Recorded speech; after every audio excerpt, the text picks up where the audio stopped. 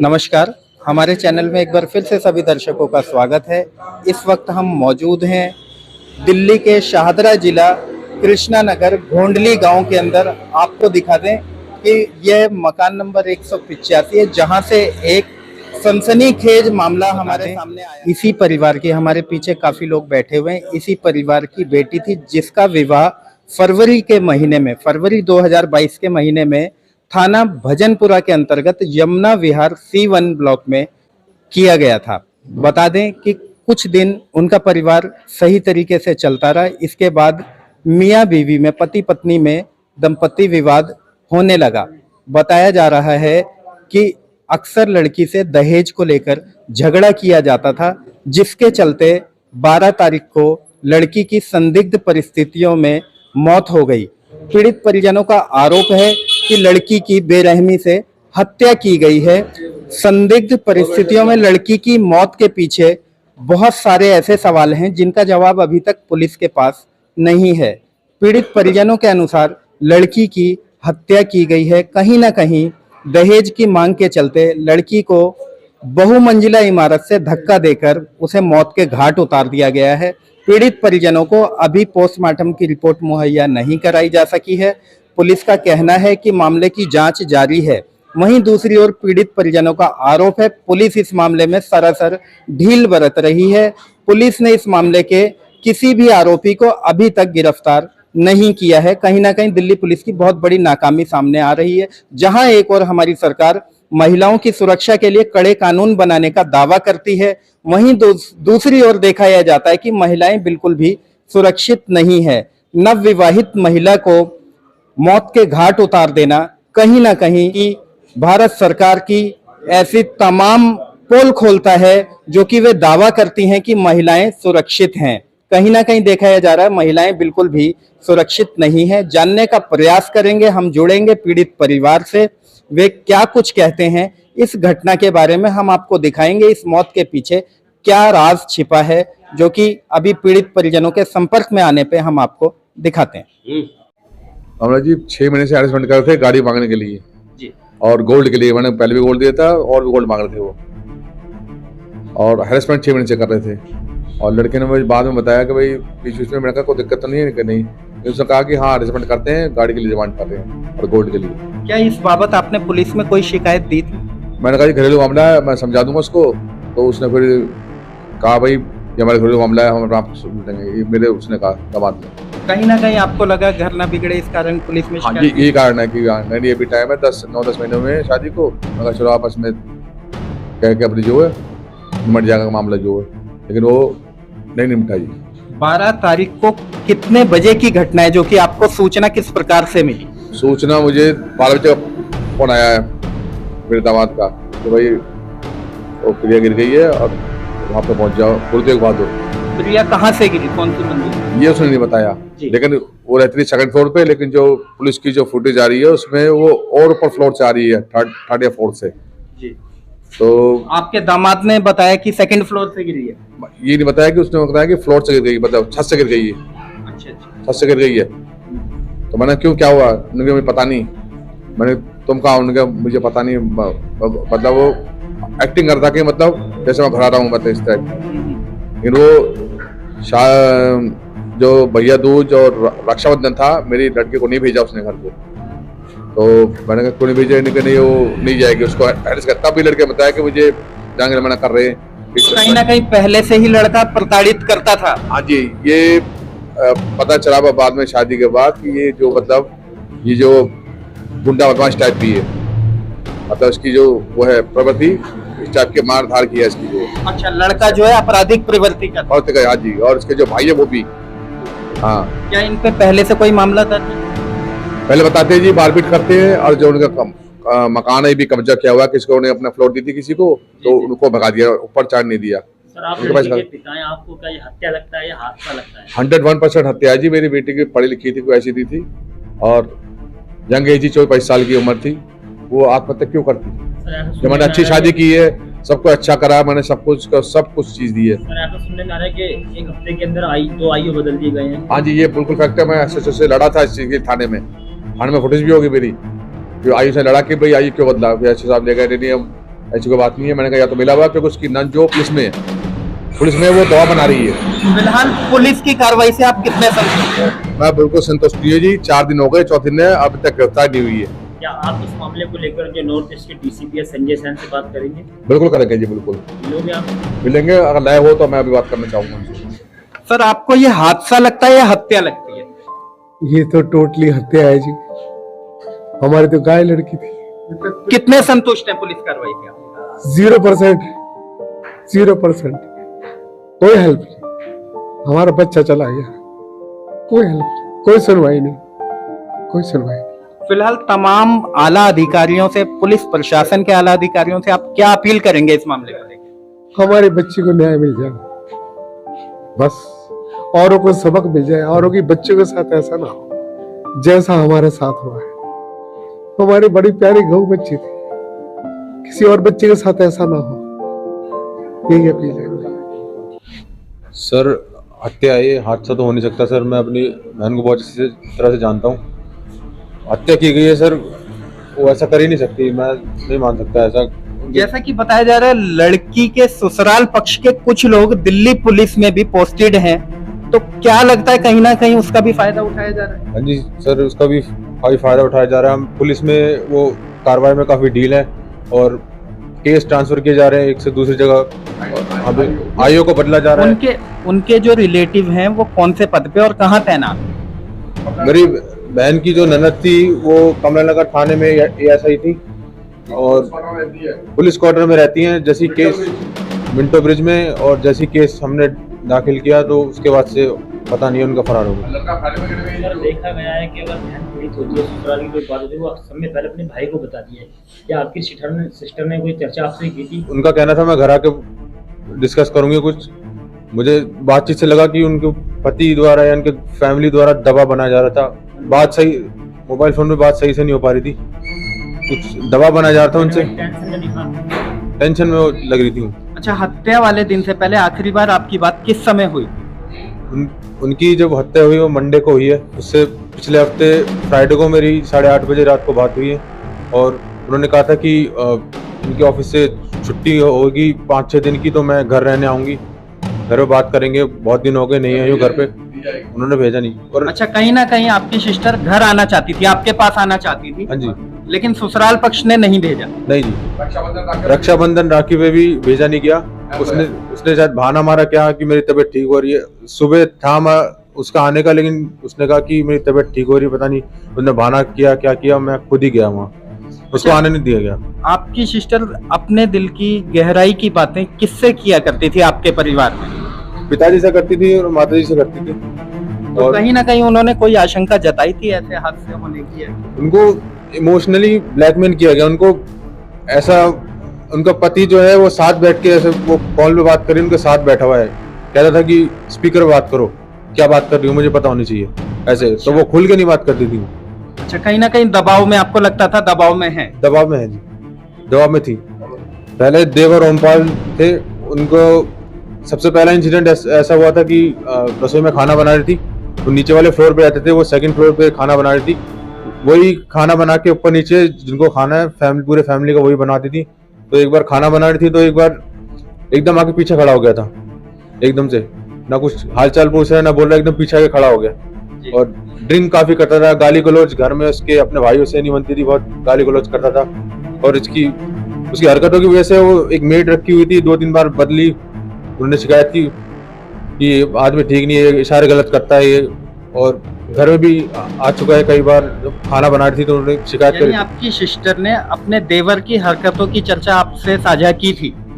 पिताजी से की थी। जी। पिताजी ने फिर जो उनके हस्बैंड थे उनको बोला कि अपने भाई को नीचे से ऊपर फ्लोर पे ना आ जाए। बिल्कुल, पापा ने बहुत डांटा था उनको। क्या इससे पहले कभी ऐसा कोई झगड़ा हुआ था जो कि आपकी बहन नाराज होकर यहाँ घर आ गई? वो अनबन जो हस्बैंड वाइफ के बीच होती है थोड़ी बहुत हो जाती थी।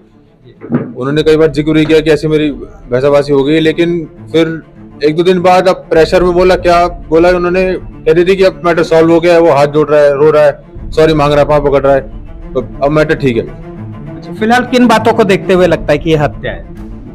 एक तो ननद और उनके जो ससुर जी थे, एक तो डाउरी का वह है कि गाड़ी नहीं दी, सामान वैसा नहीं दिया, दहेज का कारण। दहेज का कारण है। और देवर का मैंने बताया दिया, वो बदतमीज था, आना जाना उसको कोई राम नाम कुछ नहीं, एकदम कुछ भी काम कर रहे हो, ये घर जा जो रहे हो। गाड़ी मांग रहे थे दहेज के रूप में, ये कौन सी गाड़ी की मांग कर रहे थे? ऐसी जी जी। उन्होंने ऐसे स्पेसिफिक मेंशन नहीं किया, ये स्पेसिफिक गाड़ी चाहिए। उनको हाँ। टॉन्ट मारे जाते थे कि क्या लाई ये सामान तू, ये तो लाया नहीं तू, ये सामान नहीं लाई। पापा से ही फोन पे जिक्र किया, सामान में कमी रह गई ऐसे। अब हम रुख करेंगे, बुजुर्ग व्यक्ति हैं, मृतक प्रिया के दादाजी हैं, उनसे जानने का प्रयास करेंगे वे क्या कुछ कहते हैं इस घटना के बारे में। ये हादसा नहीं, हत्या है। धक्का देकर किया है, इसकी प्लान थी। और इसकी जो ननद वो देवरानी थी, उसके बारे में मेरी लड़की ने मुझे बताया था कि बाबा मुझे इससे डर लगता है, मुझसे बोलती नहीं है, मुझे कुछ भी दे सकते हैं, कहीं मरवा सकती है। वो उसका जेठ है, देवमपाल, क्या नाम है, अमपाल, उसके साथ से नाजायज कॉन्ट्रैक्ट है वो। हाँ, तो उस वजह से इससे मिलकर के इन्होंने ऊपर से छत पर धक्का दिया है। असली तो ये है, हादसा नहीं है ये इंटेंशनल मर्डर है। अच्छा, लड़की ने कहीं ना कहीं आशंका जताई थी इस बात की कि मेरे साथ कोई हादसा हो सकता है। हाँ, मुझे बताया था, मेरी पोती है, मुझे बताया था उसने कि मेरे साथ कोई भी हादसा हो सकता है भविष्य में। जी जी जी। मुझे इन लोगों से पूरा खतरा है। मैंने कहा बेटे कोई ऐसी बात है, ऐसा नहीं होगा। हम बैठे हैं, लेकिन जो उसकी भविष्यवाणी थी वो वास्तव में सत्य निकली। यानी लड़की ने जो आशंका जताई थी हाँ। वो हादसा हो ही गया। हो ही गया। हादसा क्या है, तो एक्सीडेंट मर्डर है, इंटेंशनल मर्डर है, जानबूझ के मर्डर है। जी जी जी। हाँ जी। तो ये कहीं ना कहीं क्या लगता है किस वजह से किया गया है, ये हत्या जो की गई है किस वजह से की गई? ये चिढ़ते थे, लड़की को थोड़ा सा बच्चा जनने में दिक्कत थी, उससे जलते थे और इसके रास्ते से हटाना चाहते थे। और इस औरत का हाथ है इसमें, अपने जेठों के साथ मिलकर के और इनके हस्बैंड के साथ भी मिलकर के इन्होंने ये जानबूझ करके ये मर्डर का बनाया है। ये प्री प्लान था इनका। लड़की की देवरानी भी शामिल है? हाँ जी बिल्कुल। वो बोलती नहीं थी शादी सही, से चिढ़ती थी। खाने कितने लोग शामिल लगते हैं आपको? मुझे लगता है इसका सूत्र भी है, इसका हस्बैंड भी है, इसका जेठ भी है, इसका देवर भी है, और इसकी जो देवरानी है, जो डॉक्टर की वाइफ है, वो भी है। जी। सारे के सारे इन्वॉल्व है इसमें। सूत्रों के हवाले से हमें सूचना मिली थी कि लड़की का जो पति है वो पहले भी एक शादी कर चुका है, जिसकी जानकारी आप मर्डर किया था इन्होंने इसी तरीके से। मुझे नोटिस में आ जाए, पहले बता दिया था, लेकिन मैंने कहा बेटा ऐसी कोई बात नहीं है, हम बैठे हैं, ऐसा नहीं होगा। उसकी ननद ने मांगी थी डाउरी, क्या दिया तुमने हमें? मैंने कहा भाई हमारे पास तो लड़की है, हमारे पास इससे ज्यादा कुछ नहीं है, हम गरीब आदमी हैं। लेकिन प्रेशर डालते रहे, हम देते रहे भी, लेकिन कहाँ तक देंगे? हाँ, गाड़ी भी और भी ये जेवर भी मंगा था उन्होंने, वो भी हमने आधा दिया, लेकिन हमारे पास पैसे नहीं थे, हम इस तरह वहन नहीं कर सकते खर्चा। फिलहाल अभी तक की जो पुलिस कार्रवाई है उससे आप कितने संतुष्ट? हम संतुष्ट बिल्कुल नहीं है। पुलिस से मुझे लगता है कि उनसे मिली हुई है। ये बहुत हल्का मामला नहीं है, ये बहुत ही टीडियस केस है। जैसा कि अभी आपने देखा, पीड़ित परिवार हमारे बीच में था, लड़की के पिता, लड़की के ताऊ तथा मृतक लड़की के भाई हमारे बीच में थे, जिनका कहना है, भाई का कहना है कि बहन ने पहले ही आशंका जताई थी कि मेरे साथ यहाँ पर मुझे प्रताड़ित किया जाता है, मेरे साथ कोई घटना घट सकती है। बता दें, पीड़ित परिजनों के अनुसार लड़की का ससुराल पक्ष लगातार लड़की से लंबी गाड़ी, महंगी गाड़ी की डिमांड कर रहा था। देखा यह जा रहा है कि यह दहेज के कारण इस घटना को अंजाम दिया गया है। हालांकि अभी तक इस बात की हम भी पुष्टि नहीं करते कि यह हादसा है या हत्या है, लेकिन पीड़ित परिजनों के अनुसार सरासर ये हत्या है। अब देखना यह होगा पुलिस इस मामले में कब तक आरोपियों को गिरफ्तार कर पूछताछ शुरू करती है। सबसे बड़ा सवाल यह है कि यदि ससुराल पक्ष ने इस घटना को अंजाम नहीं दिया तो वे आखिर फरार क्यों हैं? वे इन्वेस्टिगेशन ज्वाइन क्यों नहीं कर रहे? वे तफ्तीश में शामिल क्यों नहीं हो रहे? कहीं ना कहीं शक की सुई और गहराती है ससुराल पक्ष की तरफ उनके फरार हो जाने से। अब देखना यह होगा, दिल्ली पुलिस के तमाम आला अधिकारियों से पीड़ित परिवार ने अपील की है कि इस मामले में हत्या का मामला दर्ज करके आरोपियों को गिरफ्तार कर जल्द से जल्द सलाखों के पीछे भेजा जाए। मालूम, हम जब आए बाहर ना तो देखे इधर मुंह ऊपर की तरफ है, पेट ऊपर की तरफ है, सर जो है ऊपर था और पीछे ये फट गया था, आँख उलट गई थी और मुंह से मानो सांस आ रही थी हल्की फुल्की। अच्छा, ये जो रुमाल पड़ा हुआ है ये लड़की के हाथ में था जैसा कि किसी ने बताया? ये रुमाल था एकदम ऊपर फ्लोर से, लेकिन पुलिस ने रुमाल नहीं जब्त किया, पुलिस को दिखा नहीं है रुमाल? अब पुलिस तो थी, अब पता नहीं रुमाल उसकी थी कि किसकी थी, मानो रुमाल यहाँ थी। ये कितने बजे की घटना है? लगभग 12 तारीख को ये घटना लगभग 12 बजे के बाद की घटना है, 12:30 1-1:30 बज रहा है। क्या इस बात की जानकारी है आपके पास, ये कौन सी मंजिल से गिरी है लड़की? हाँ, मंजिल ऊपर से एकदम आई, तो सबसे ऊपर? हाँ, सबसे ऊपर टॉप फ्लोर से।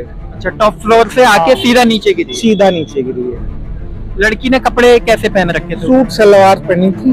अच्छा हाँ। अच्छा, जब लड़की शरीर पे हाँ चोट की है, सर फट गया था और आंख ऐसे उलट गई थी और जो है मुंह से ब्लड आ रहा था और कहीं चोटें नहीं दिखाई दे रही थी, अब जो अंदरूनी चोट लगी हो। जैसा कि अभी आपने देखा, कुछ स्थानीय लोग हमारे बीच में थे और हमारे पीछे आप ये जो बिल्डिंग देख रहे हैं व्हाइट कलर की, ये वही बिल्डिंग है जिसमें मृतक लड़की प्रिया का पति यहीं रहता था। लड़की की ससुराल यही है। अभी तक इस बात का स्पष्ट रूप से नहीं पता चल पाया है कि लड़की कौन से मंजिला से, कौन से फ्लोर से नीचे आके गिरी थी। हालांकि कुछ लोगों ने बताया जिस वक्त लड़की गिरी तो यह रुमाल लड़की के पास ही मौजूद था, जिसे पुलिस ने केस प्रॉपर्टी नहीं बनाया है।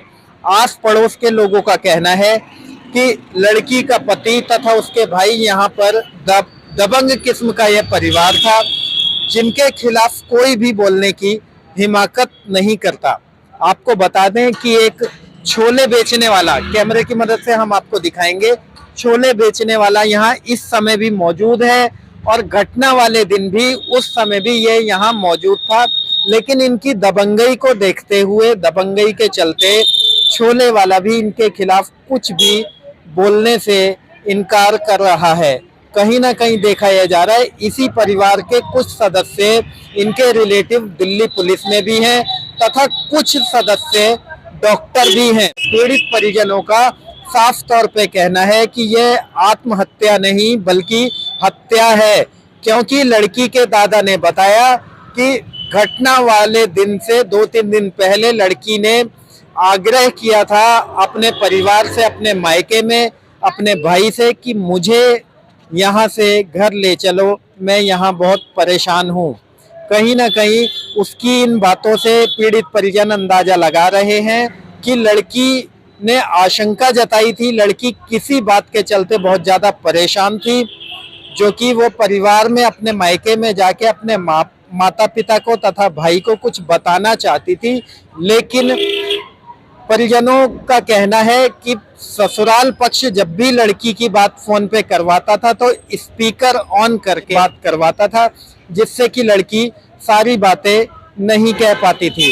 और भी स्थानीय लोगों से पता चला है कि लड़की की उम्र 25 साल थी, जबकि लड़के की उम्र, लड़की के पति की उम्र लगभग 45 साल की यहाँ स्थानीय लोग बता रहे हैं। आपको बता दें, इसी युवक की जिसके ऊपर आरोप लगा है, जो प्रिया का पति था, प्रिया इसकी दूसरी पत्नी थी, मिन्नी उर्फ प्रिया इसकी दूसरी पत्नी थी, जबकि पहली वाली पत्नी के बारे में हमें यहाँ आस पड़ोस से पता चला है कि वह भी संदिग्ध परिस्थितियों में स्वर्ग सिधार गई थी। कहीं न कहीं मामला पीड़ित परिजनों को मामला संदिग्ध लग रहा है। पीड़ित परिजनों का कहना है कि यह आत्महत्या नहीं बल्कि हत्या है। अब देखना यह होगा, पुलिस इस मामले में पिछली कड़ी को भी जोड़ती है, जो कि इस व्यक्ति की पहली वाली पत्नी की भी मौत हो गई थी।